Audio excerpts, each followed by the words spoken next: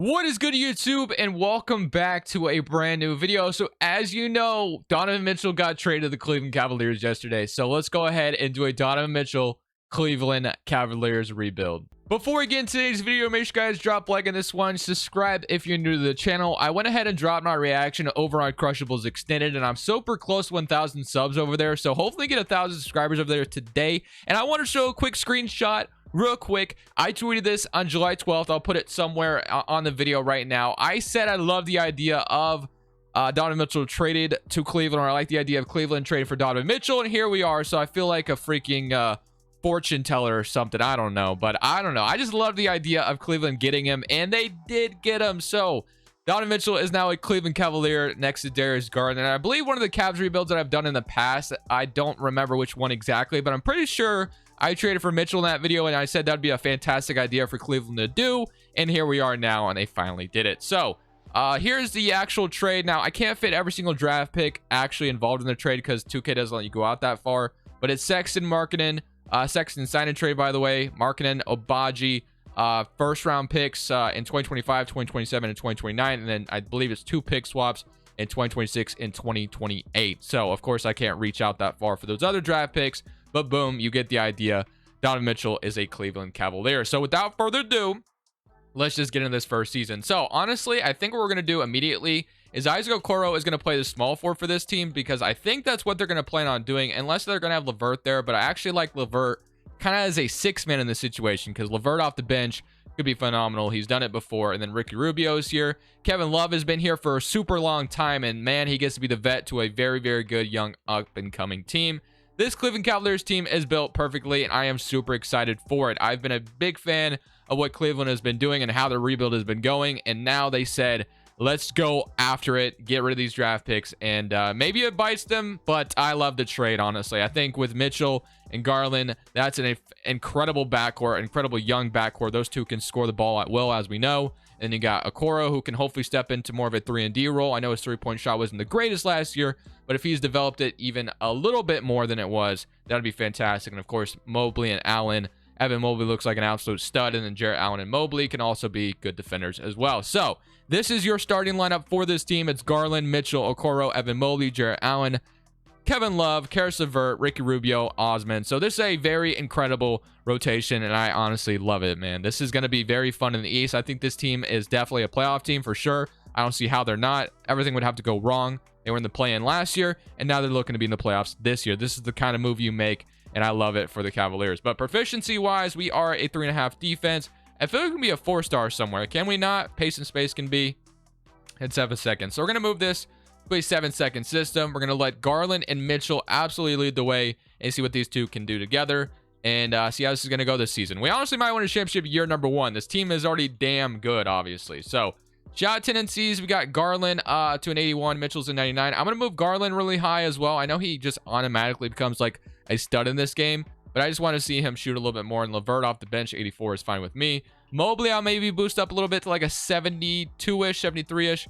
And then Okoro, maybe even him a little bit higher as well, maybe like a 70. So hopefully this season goes super well. I honestly don't know why it wouldn't. So let's go ahead and see if we can go maybe win a championship in year number 1. And maybe I can yell, Cleveland, this is for you, after season number 1. So we are at the contract extension deadline, and things are going super well for us right now. So I do want to go ahead and retain some players if possible here. So Kevin Love has been fantastic this season, so I'm going to go ahead and re-sign Kevin Love. It feels like just yesterday I was doing this. I recently just did a new look Cavaliers rebuild that aged super well, obviously, because this just finally happened. But I'm going to re-sign LeVert to a nice deal as well. And then Osman, we'll maybe explore our options in the offseason. Only shooting 32% from 3, maybe not the best. And Dylan Windler, not even sure if he's getting any minutes, so probably won't worry about him either. But we got Kevin Love and LeVert locked up. Right now, we are currently the 2nd seed, and things are going super well, so let's keep it going. I'm very curious to find out who stopped us from getting the 1st seed, but Luka wins MVP. As you guys know, he's always averaging 40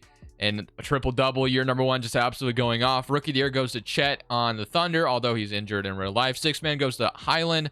Defensive player goes to Matisse Thybulle. Wiseman most improved, and Ime Udoka is your coach of the year, and Jacob Park is your executive. So All-NBA first team, no Garland or Mitchell. All-NBA second team, no Garland or Mitchell, and none on any of those teams, which sucks. But all defensive first team, all defensive second team, we don't have anybody either.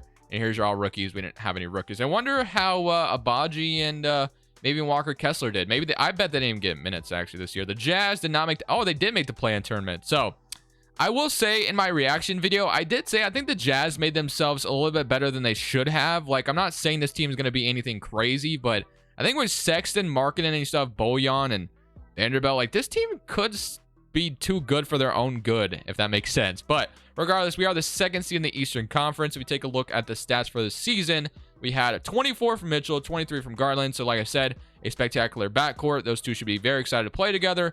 17 from Mobley, 14 from Jarrett Allen, 13 from Isaac Okoro. Did he shoot better from three? 36%, I think, is something the Cavaliers would definitely love to see. LeVert, 35% off the bench, averaging 11. Kevin Love, averaging 11. Rubio with 6 and also 4 off the bench. So not too bad from Ricky Rubio either. And we get to play the Milwaukee Bucks, who have Drew Holiday, Grayson Allen, Chris Middleton, Giannis Portis. So this is easily an early test to see how good we match up against teams like the Bucks in the East. So game one, at least in 2K. I mean, real life might be totally different. We lose game one. Donovan Mitchell drops 25, Jarrett Allen 24, but we do lose game one in Cleveland. Game two, we even it up though. So we make sure not to go home or go to Milwaukee empty-handed. At least we win one, and we still won on their home floor. So just like that, we have upped our advantage back our way, and now we're up 3-1, and we are going to beat the Bucks in 5. So at least in 2K, we match up pretty well against Milwaukee. Now, how do we do against Philadelphia? Philadelphia is another team that ends up always doing pretty good in these simulations, so would not be surprised whatsoever if we were bounced out in round 2. And then Boston got upset in round 1 by Chicago, that old 8th seed Magic, as we all know here in love and 2K. If you watch my videos consistently, you know those 8th seeds are my worst fear. But we're down 1-0 to Philadelphia. We're down 2-0, so Philadelphia might be stomping us here unless we can even it up, which we do not. Is 3-1, and we are going to ultimately lose in 5 to Philadelphia, which just sucks. That is not the result we wanted to see. But we can try to get better in the offseason. I'm not sure how we're going to do that, but we're going to find a way. And the Clippers go on to win the championship. So Kawhi Leonard beats the Hawks in 7. Shout out to the Clippers, who finally get themselves a ring. To the draft lottery we go. We're not going to have a lottery pick, I believe. Actually, yeah, because I think the Pacers have our pick this offseason anyway from the LeVert trade, if I'm not mistaken. They do, so that is finally taking care of. The Pistons get number 1, which is why the Cavs had to start their trade with the 2025 draft picks anyway. We got to the second round, which is a step up from where we were last year. But now this next season is where the expectations are very high. I mean, they're already kind of high after we traded for Mitchell, obviously. But now that we've made it to the second round, the way we get better is probably making it to the Eastern Conference Finals. We have to do everything in our power to make sure that is obtainable. So how are we going to do that? Well, I like my roster as is, but I think there is definitely a way we can maybe upgrade it even more. Maybe that's getting a really good 6-man. I don't know. We have to find a way.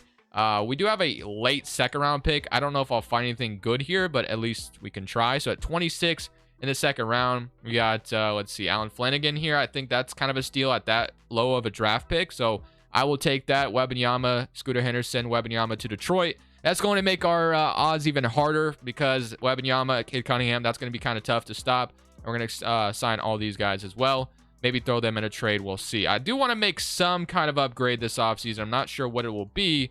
But I'm going to accept Osman's contract. I'm going to accept everybody, I think, because I'm looking to make a trade and maybe even sign a free agent potentially as well. We'll see what my options are. So for free agency, maybe we bring Kyrie Irving back. Not going to do that, obviously. But we do have the idea, or we do have like a mid-level, a small mid-level that we can maybe sign someone.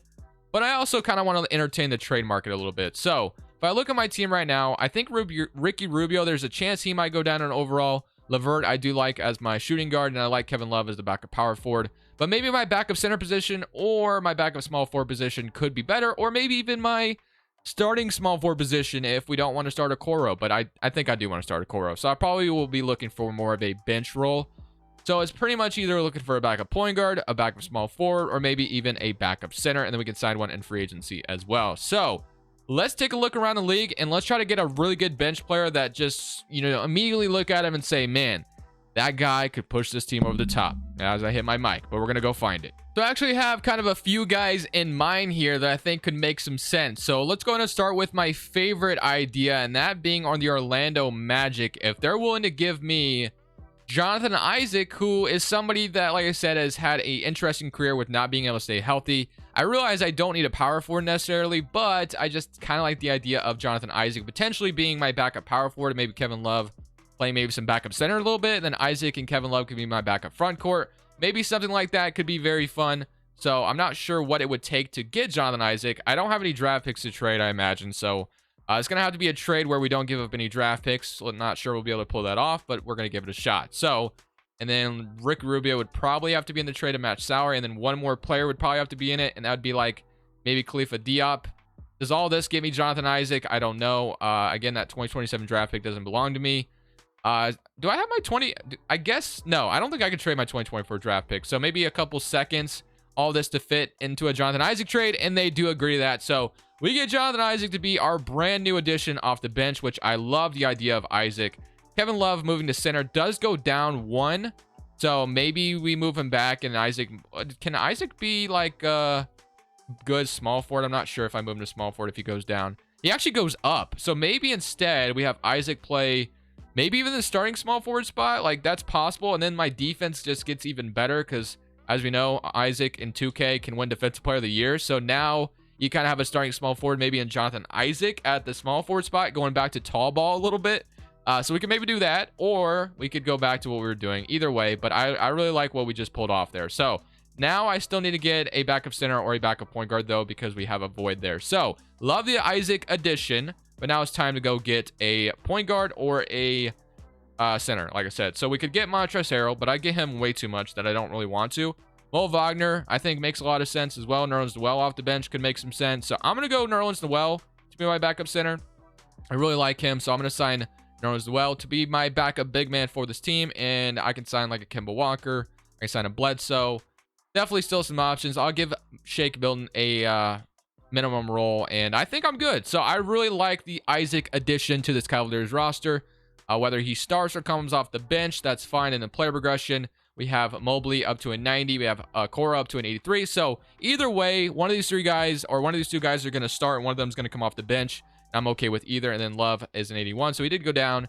So my bench did go down a little bit, which is unfortunate, but I do love, like I said, the addition of Okoro, or the addition of Isaac alongside Okoro, and I think that's going to make our defense even better. So super happy with that. So next to this next season, we wanted to make something happen, and I believe we might have just done that. And another idea is maybe we're bad enough that, or maybe Bronny James falls to us in the draft. I know in real life he might. Then maybe the Cavaliers can draft Bronny James, and then LeBron James returned to Cleveland one last time, but they do want to start Okoro, which, like I said, I'm okay with. Isaac coming off the bench, that's fine with me. And knows as well as your backup center. So proficiency, 4.5, 7 seconds. And I'm going to leave it like that. So let's go ahead and run it this season like this. Let's simulate season number 2. Season number 1 didn't go as, as planned. We got to the second round. That's great. But of course, we're looking to get even better this year. So hopefully season number 2, we can win a championship this time. Maybe. So we have stopped at the contract extension deadline again, and one thing people are potentially worried about is Donovan Mitchell potentially leaving in 3 years. Well, in my world, at least here in 2K, he's willing to re-sign, and we can give him even more, or a couple of years even more. So now that's going to push Donovan Mitchell's contract to, let's see, salary cap breakdown. Donovan Mitchell is now extended till 2026, 2027, and hopefully we can keep that going. So now Mitchell and Garland are at least guaranteed here, and of course Mobley will be re-upped on a contract eventually as well, and hopefully we can get him to like 2027, even further than that. So we are very, very excited to extend Donovan Mitchell here, and this roster is looking good. I'm loving the additions we have here. I can also re-sign Kevin Love again if I want to. I'm probably... You know what? Why not? Let's give Kevin Love another extension. He's been an incredible veteran here, and I'm glad this time we kept him. I believe in the last video I actually traded him, so I'm happy we kept him this time around. So 46 and 15 right now. Things are going super well. Let's keep it going. Mitchell re-upped, Kevin Love as well. Let's keep it going. Joel Embiid is your MVP. Scooter Henderson wins Rookie of the Year for the Spurs. You got Markelle Fultz winning 6-man. Defensive player goes to Giannis. Most improved goes to Kuminga, but Coach of the Year is going to go to JB Bickerstaff. 63 and 19. I had a feeling we had such a good season with Jonathan Isaac coming over, and then Lewis Barber is your executive of the year, aka Crushables, because I've been the executive in this video. Actually, low-key, I kind of am the guy that came in at last second, got an A on the group project, but I didn't do anything. So maybe I shouldn't be given as much credit, but that's actually Alvin Gentry. That's not Lewis Barber. So it is what it is. Luka Garland makes all NBA first team, which is absolutely beautiful. Averaged 31 points per game this year. Absolute freaking stud. 43% from three. All NBA second team. You got LaMelo, Cade Cunningham, Cat, Jimmy Jokic. All NBA third team.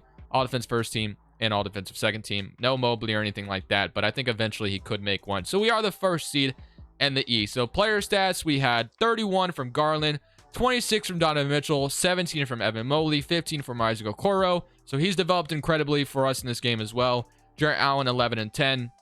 One block on top of that. Kevin Love, 10 and a half. So he's got 4 more years left of his contract. I don't know if that contract will age well, but he's been incredible. Then 10 from LeVert. 7 from Jonathan Isaac coming over, and then 2, and almost a block per game from Nerlens as well. In his small little minutes he's getting, and Milton as well came in and averaged 1 point per game. So now we get the dreaded 8th seed. As you guys know, 8th seeds in this game absolutely terrify me. It is just something that I don't have luck with. I don't know if other people struggle with it as much as I do, but it is a problem when it comes to me. Now, we just beat this Bucks team last year. We really just beat them. But since it is the 8th seed, I would not be surprised at all if 2K's algorithm had the Milwaukee Bucks upset me here. It just happens to happen that way each and every time. So game 1, we're up 1-0. Great start, though. That's a good start. So maybe I will be 8th seed proof today. Who knows? Game 2, we're up 2-0. So far, so good. I'm honestly surprised we're not down 2-0 right now. We're okay, 2-1. Let's now let them even it up, 3-1. Okay, 171. We dropped 171. Garland and Mitchell give their inner LeBron and Kyrie Irving game, and 39 and 40. And we beat them in 5. Let's go. We finally got past the 8th seed. I already feel accomplished. Well, not finally, because today we've done a great job, but I feel accomplished already. But now we get to play the Atlanta Hawks. They just made the finals, so this could be a tough one. They have DeJounte, DeAndre Hunter, Collins Capella. The Hawks are obviously another team with an intriguing backcourt I'm excited to watch. I mean, this NBA season in general, it's going to be super fun, right? It's going to be just super fun. But game 1, we're up 1-0. So that's a great start to the series for us. Game 2, we're up 2-0. So we are already up 2-0 on the team that just made the finals. Boston has had a struggle getting out of the first round, which is actually really disappointing for them. 3-0 lead for us, beat them by 4. And if we can sweep the Hawks, I'm feeling confident. So now we either get Brooklyn or Philadelphia, which Philadelphia just bounced us out last year. And now here we are, maybe looking to get our revenge on Philadelphia. You got Minnesota and the Lakers on the other side with Russ, Oladipo, Larry Nance, and Davis. And then you got the Timberwolves. So it would be fun to see Rudy Gobert versus Donovan Mitchell to end off the video if we can beat Philadelphia and then the Timberwolves win. But we're down 1-0 to Philly. Honestly, man, I'm not looking to lose to Philly here. I feel like we're the better team. I'm going to shrink it to an 8-man rotation. Let's play our 8 best players and let's beat this team. We're down 2-0. So Philadelphia is going to be the ultimate team that stops me each and every time. Is that what you're telling me? No. We're up 2-2. 3-2 lead here. Let's go and beat them in 6. Come on. There we go. We are in the NBA Finals. Honestly, man, am I weird for this? But I am going to do this. I'm going to give Minnesota the win. I'm going to do this because I want to see a Gobert versus Mitchell to end off the video. Now, maybe I just gave myself the worst matchup possible, but you know what? We get Gobert versus Donovan Mitchell to end off the video. I love it. I love it. I absolutely love it. I think it definitely is a beautiful sight. Gobert and Towns versus Mobley and Jarrett Allen, the absolute front courts of the world going at it. The big men, the tall ball, whatever you want to call it. The McDaniels going after Jonathan Isaac potentially. I mean, these teams match up super well against each other. So they do have Fred VanVleet, so I'm a little intimidated by this Timberwolves roster. The bench kind of falls off a little bit, but we'll see. Game 1, we're up 1-0, 133 to 113, 41 from Garland, and then 9. I wanted to end off with a Gobert versus Mitchell. Game 2, we're up 2-0. So far, so good. 29 from Mobley, 28 and 19 from Garland. 3-2, nope, 2-1. Can we win 3-1? Yes. Okay, going to a game 5. Can we go on here to win a championship and beat the Timberwolves in 5 games after acquiring Donovan Mitchell? These are the 2 teams that got somebody from the Jazz, as we know. And it is a very, very close game to end off. And I think it is safe to say they have won the series and won the championship for the Cleveland Cavaliers. So you guys already know, if you watch my Cavaliers rebuilds, when we win a championship, we say this at the end. Enter LeBron James style. Cleveland, this is for you. I don't know. Tell me how I did. But, boys, I'm going to end off there. I mean, this team was already super good. All I really did was add Jonathan Isaac to the mix. It was just kind of our way to talk about Donovan Mitchell and the Cavaliers today. But, man, what an absolute freaking trade. What an absolute freaking video. I hope you guys enjoyed this one. Tomorrow, we'll go ahead and do a Jazz one as well and see what we're going to do with them because they have a very, very interesting team in Utah now. But I'm in there. If you want to stick around for the championship celebration, go ahead and do so. Like I said, I also dropped my reaction on Crushables Extended. Go subscribe over there if you haven't. But this is Crushables. I am saying peace.